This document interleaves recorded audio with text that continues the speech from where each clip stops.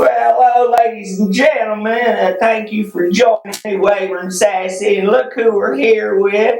None other than the star of such films as Naked Gun, Naked Gun 2.5, Airplane. It's Leslie Nielsen, ladies and gentlemen. How you doing? Just fine, Mr. Washed Up. But I'm not, Leslie Nielsen. My name is Leslie Jordan, and I was on a television show called Will and Grace. Oh, are you correcting me right at the beginning of the interview? Well, I had a lady last night come up to me at the Parliament House. That's where I'm performing. Yeah, you're doing your show, My Trip Down the Pink Carpet. Mr. Washed Up, it is a homo down over there. Yeah, I'm Wayburn Sassy. Oh, I'm sorry. Yeah, Mr. Sassy. Hello, what's your last name? No. Anyway. No, Waybur's my first name. Sassy's my last name. You shouldn't be making fun of my name. What will you got a girl's name? I've had a girl's name my whole life. Yeah, the truth. So the Parliament House. Because I'm a big girl. You are a big girl. What are you, 4'11"? You are a tiny little chicken McNugget. I am. No bigger enough. Wore out bar of soap. But you know what? You managed to get yourself quite a career out there in that gay mecca that is the City of Angels. I tell you what, Mr.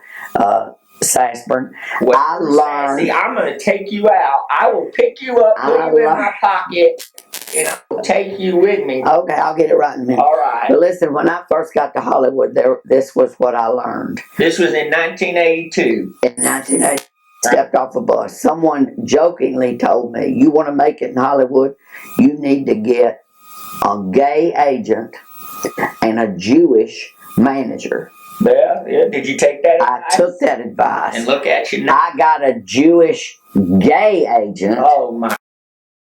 And a really gonna burn that one. Yeah, gonna that burn. We still have friends there, Leslie Jordan. Wash, and Mr. Wash.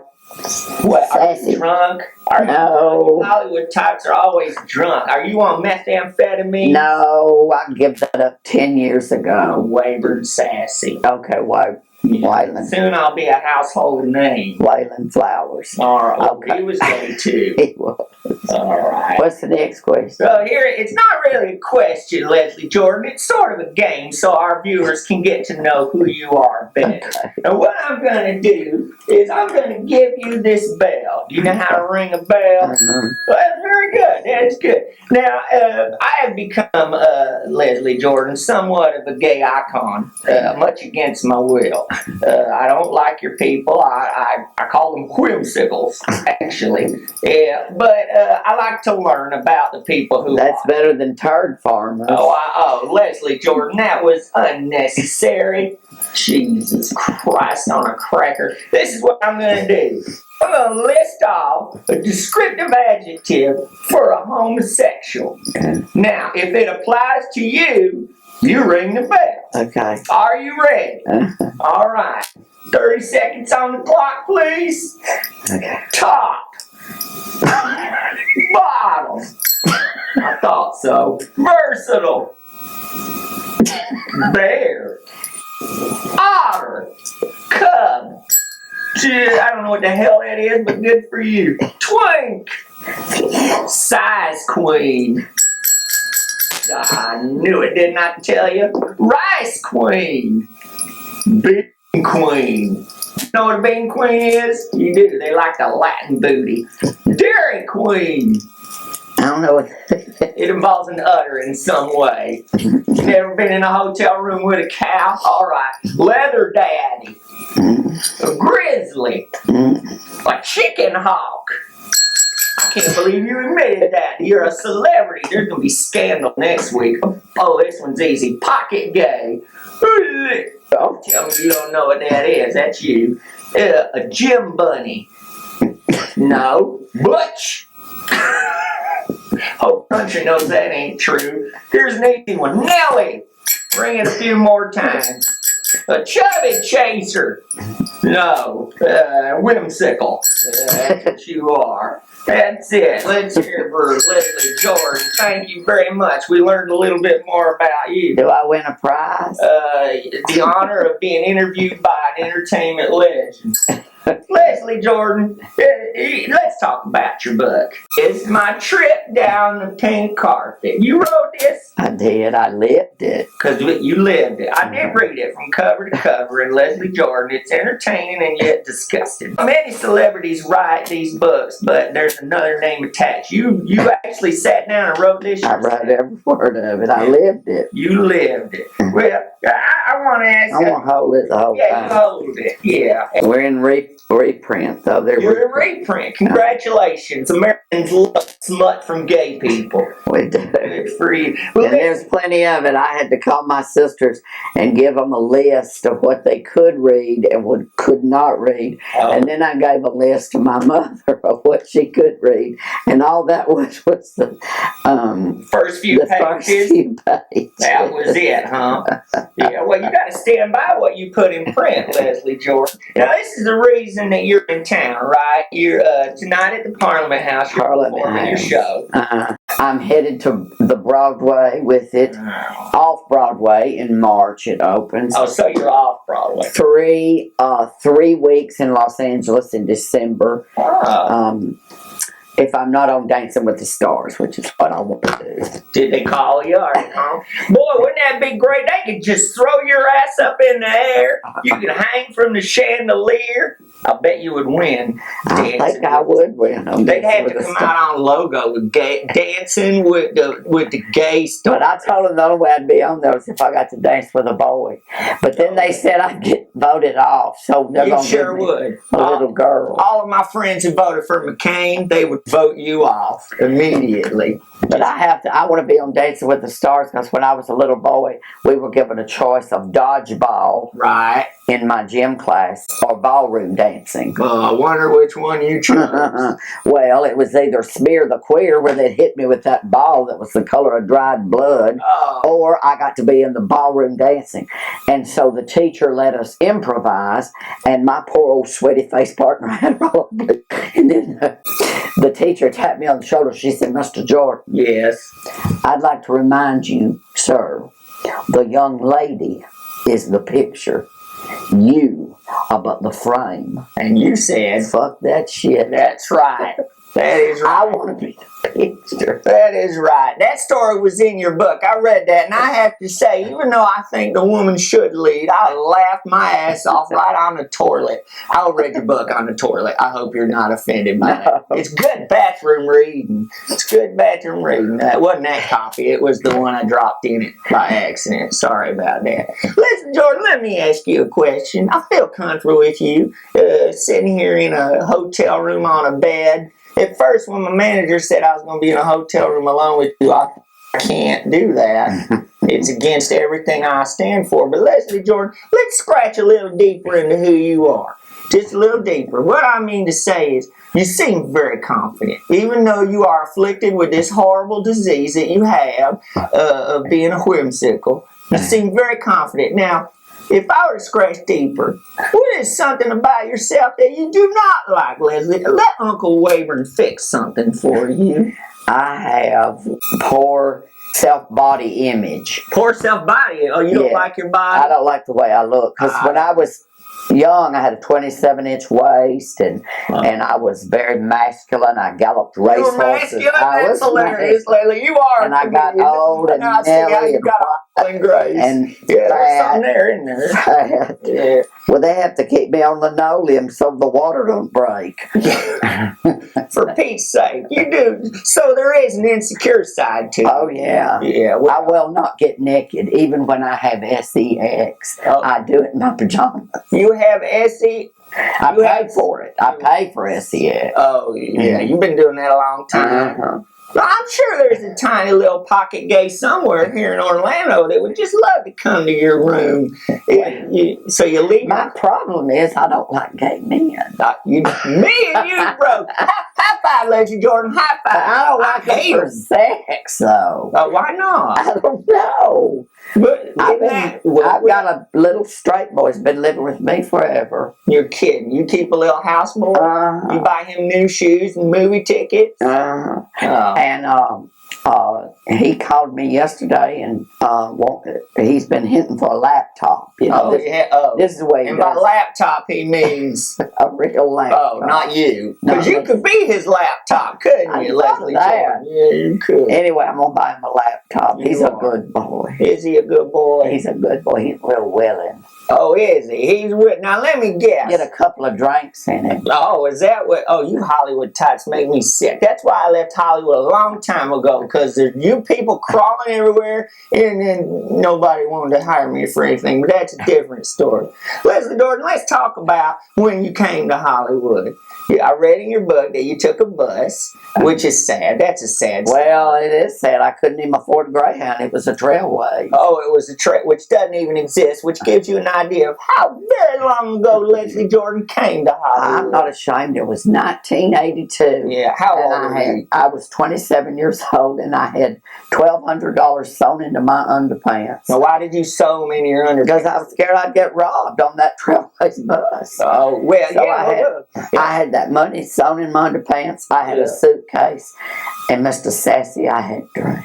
Did you have talent? Because I had talent. I knew I had talent. Now, when I talk about talent, I'm not talking about being hired out as a laptop. No. No, I mean, could you sing and dance at that time? Were you funny? Yeah. I had a professor, a theater professor that was my mentor, and at the tutorial, at the end of the 2-year program, he made me stand in front of everybody, and he said, Mr. Jordan, you are capable of genuine artistry. Here's the iced tea. Oh, the iced tea's here. Leslie Jordan wants iced tea. The iced tea. Bring it in. He's a big entertainment legend. He can't drink water like the rest of us.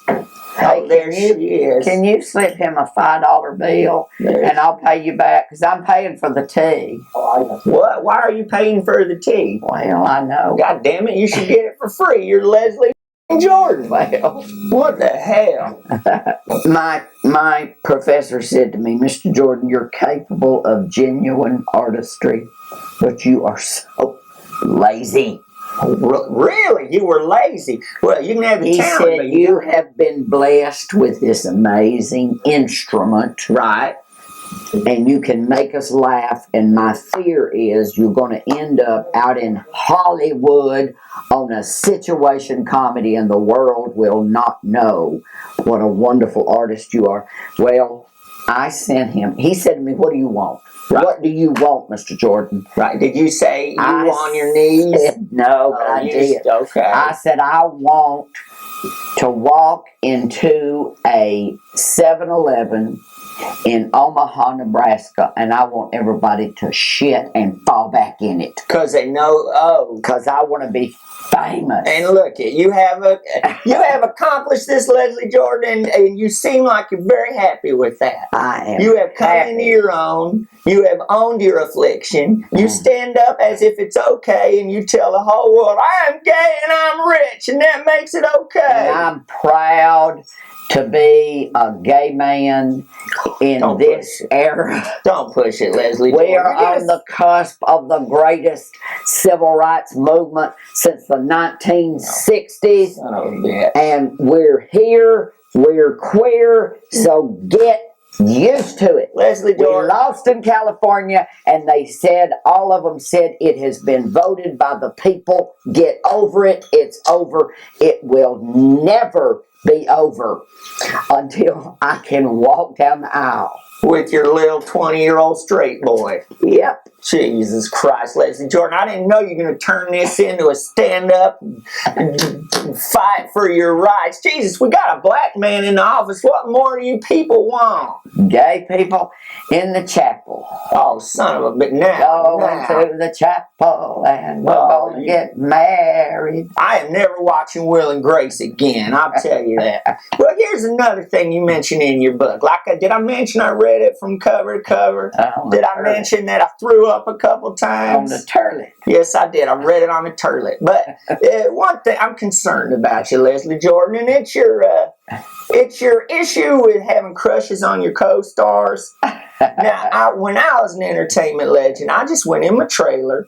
I didn't speak to goddamn anybody. I just did my lines when I had to, and therefore I never had a crush on anybody. Nobody like me, and I don't care. But you talk about in your book, my trip down the pink carpet, all these people you fell in love with, and they're usually men that there is no chance in hell, Leslie Jordan, that you would ever bed them. What is your problem? Well, here's the deal.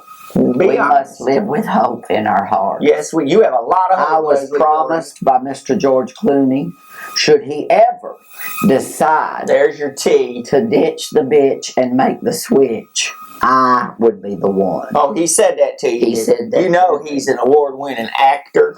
Then I heard the same from Billy Bob Thornton. Wow. I heard the same from all of them. Should they ever decide to ditch the bitch and make the switch, I'm the one. So I live with hope in my heart.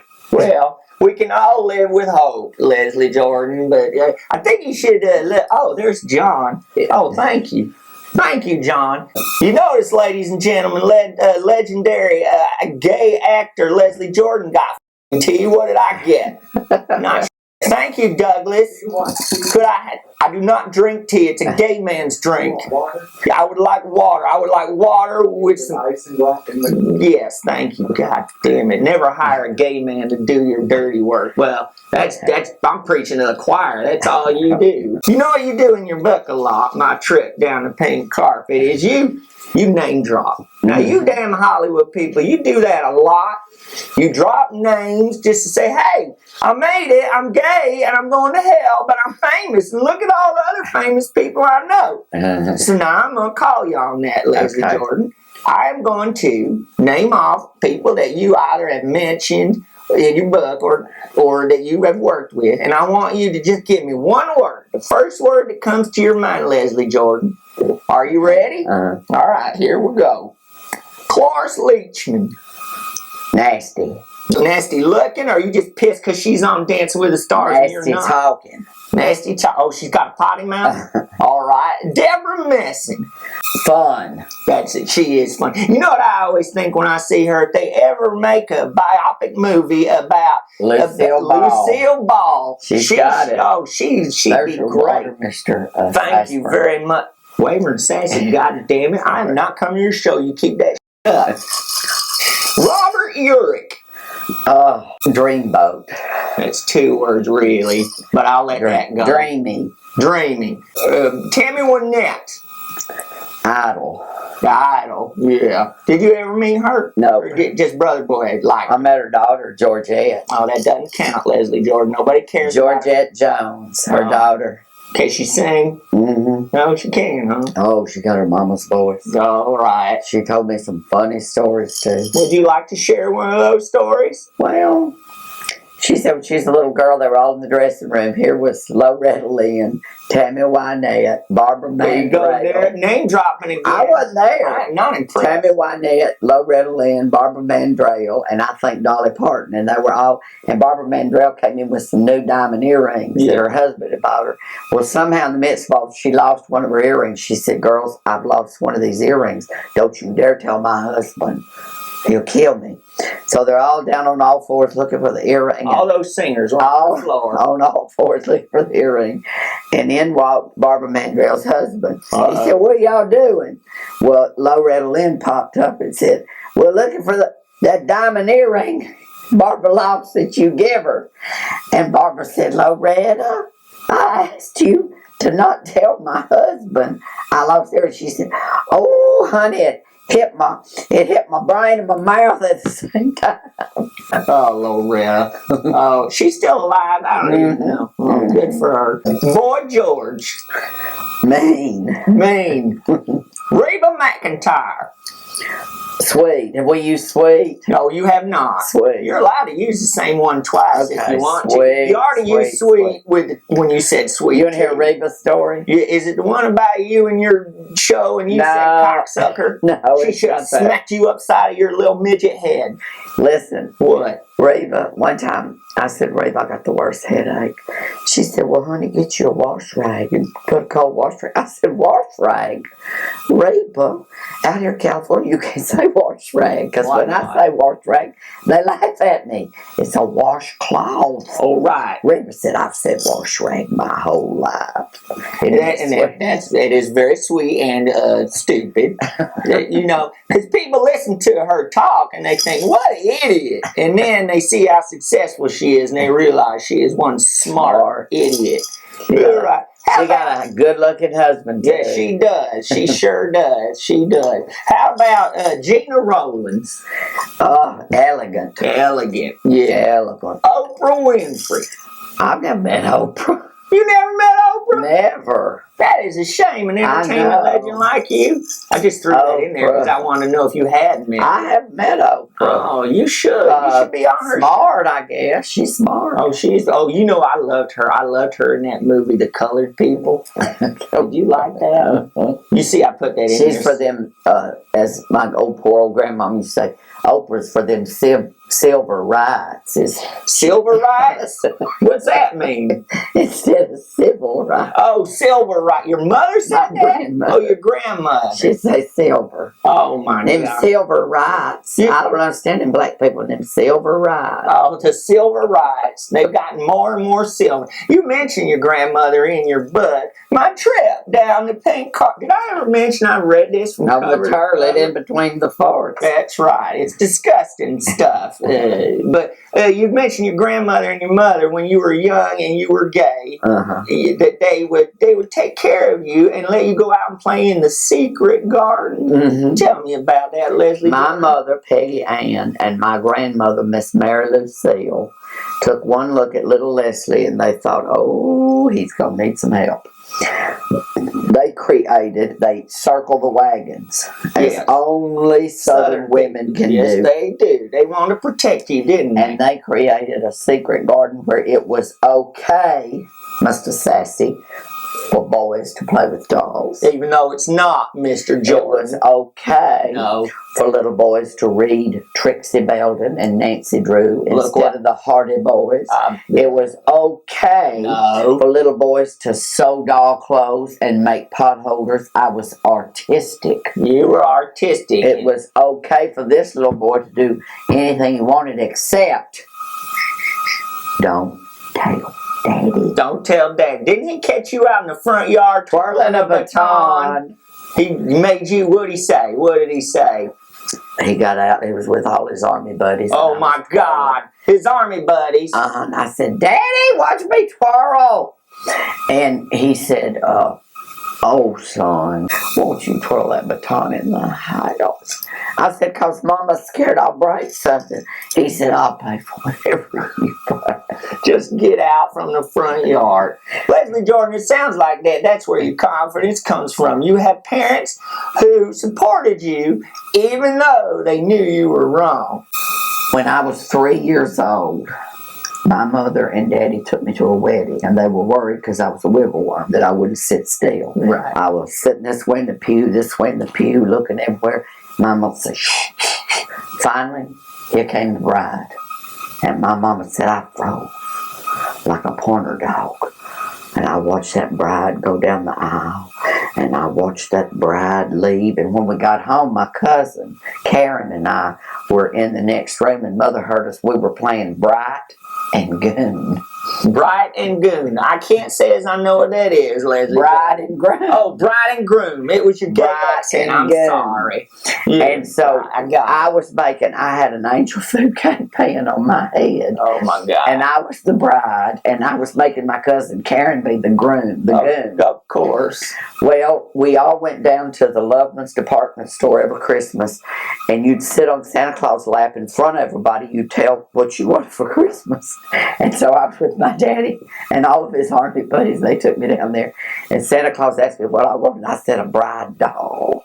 A bride doll. My daddy said, went home and told my mother, said, oh, my dead body, I'm going to get that boy bride doll. Holy monkey. So all I could talk about Christmas Eve was, oh, I want a bride doll. My mother finally sat my daddy down. She said, Alan, you're going to explain it to him, because I don't know what to say.